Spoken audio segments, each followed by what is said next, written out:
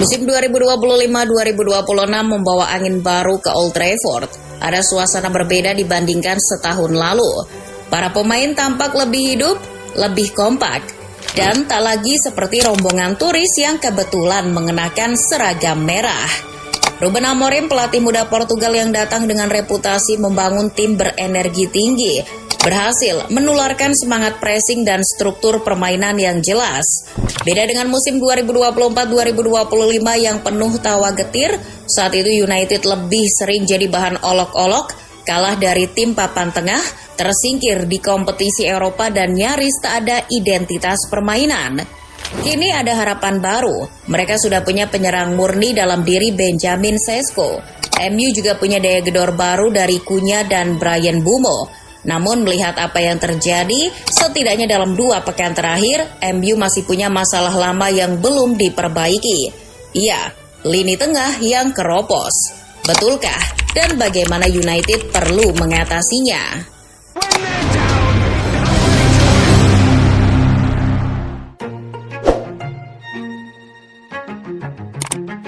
Contoh paling nyata muncul di laga melawan Fulham pada 24 Agustus. Semua berjalan indah di awal, bahkan sempat unggul pada menit ke-58, meski dari gol bunuh diri. Tapi yang jelas permainan setan merah di bawah Amorim memang jadi lebih tertata.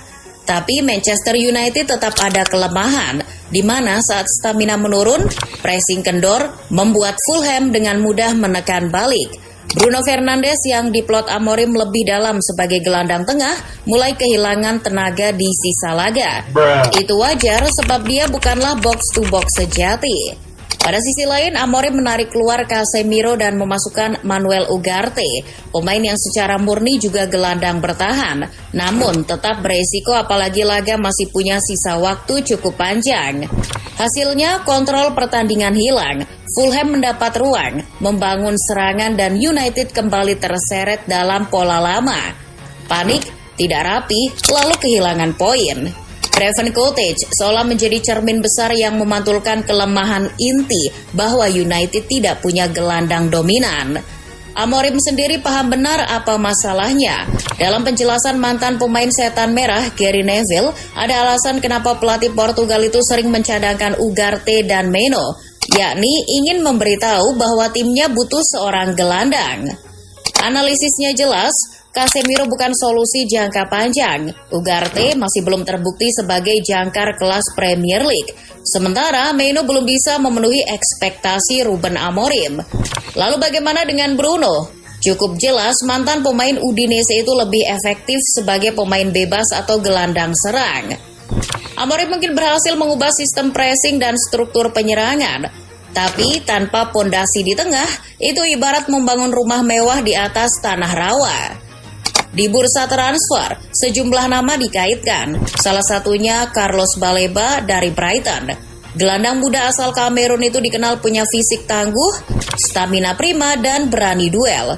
United diyakini melihat Baleba sebagai bahan bakar yang hilang di tengah.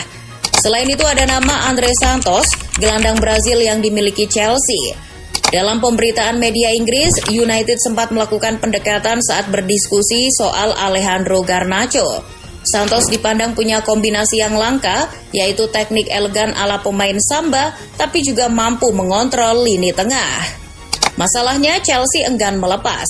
Santos baru saja bersinar di Strasbourg musim lalu dengan 11 gol, 6 assist, plus statistik defensif yang menawan, yaitu 184 recovery dan 110 tackle sukses. The Blues melihatnya sebagai proyek jangka panjang, bukan pemain yang siap dijual. Dengan kontrak panjang hingga 2030, negosiasi akan sulit kecuali United berani keluar duit besar. Kalau lini tengah ampas, lini depan justru mulai menunjukkan arah positif. Amorim mendatangkan Matheus Cunha, Bryan Mbeumo, dan Benjamin Sesko. Secara total, lebih dari 200 juta pound sterling digelontorkan hanya untuk menambah daya ledak. Hasilnya, Cunha memberi energi baru, Mbeumo menghadirkan kecepatan dan kreasi, sementara Sesko menawarkan dimensi target man.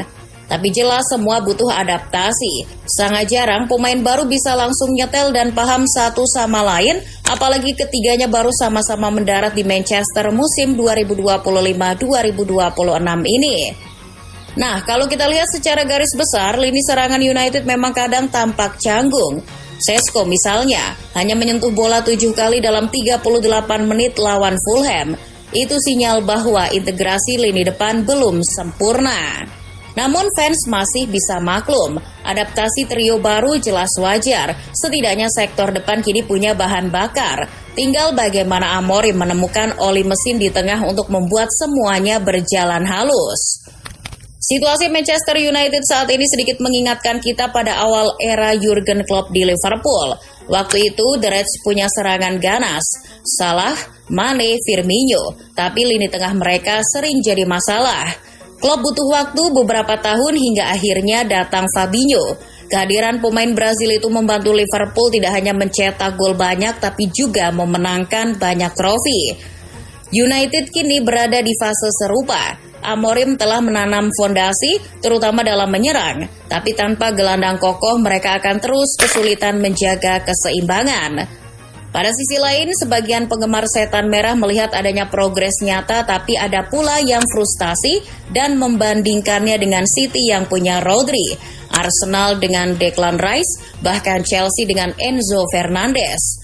United, ironisnya, sudah bertahun-tahun tanpa gelandang dominan. Sejak era Michael Carrick berakhir, belum ada penerus sejati. Tapi membeli pemain akan kembali lagi kepada kesediaan pemilik. Apakah Sir Jim Ratcliffe mau berinvestasi lebih besar di sektor tengah? Amorim sudah memberi sinyal, media sudah mengkritik dan fans sudah bersuara. Sekarang tinggal bagaimana klub bertindak. Jika United berani membayar mahal seperti Liverpool dulu mengeluarkan 45 juta euro untuk Fabinho, maka puzzle bisa lengkap. Adapun legenda Manchester United, Rio Ferdinand, menyarankan mantan timnya itu membeli gelandang baru. Ferdinand dalam saluran YouTube-nya mengatakan bahwa Manchester United bisa juga mempertimbangkan membeli Adam Wharton dari Palace karena memiliki umpan dan visi bermain yang sangat bagus. Tapi jika terus menawar murah atau mencari bargain, United beresiko terjebak di posisi abu-abu. Dan bayangkan jika United berhasil mendapatkan gelandang yang tepat. Seorang pemain muda bertenaga seperti Baleba atau gelandang komplit seperti Santos. Dengan lini depan yang sudah ada plus Bruno di posisi idealnya, United bisa berubah drastis. Sejarah membuktikan tim besar selalu butuh pondasi tengah yang kokoh. Barcelona punya Xavi, Iniesta atau Busquets. Madrid punya Kroos, Modric dan Casemiro. Sementara itu United masih mencari. Tapi begitu menemukan, rasanya Manchester United bisa jadi mengembalikan mereka sebagai tim glory hunter. Well, Manchester United musim ini ibarat novel yang baru masuk bab pertama. Amorim sudah membawa perubahan gaya, energi baru dan sedikit harapan. Tapi bab berikutnya akan ditentukan oleh satu hal. Apakah mereka memang berniat membenahi lini tengah atau tidak?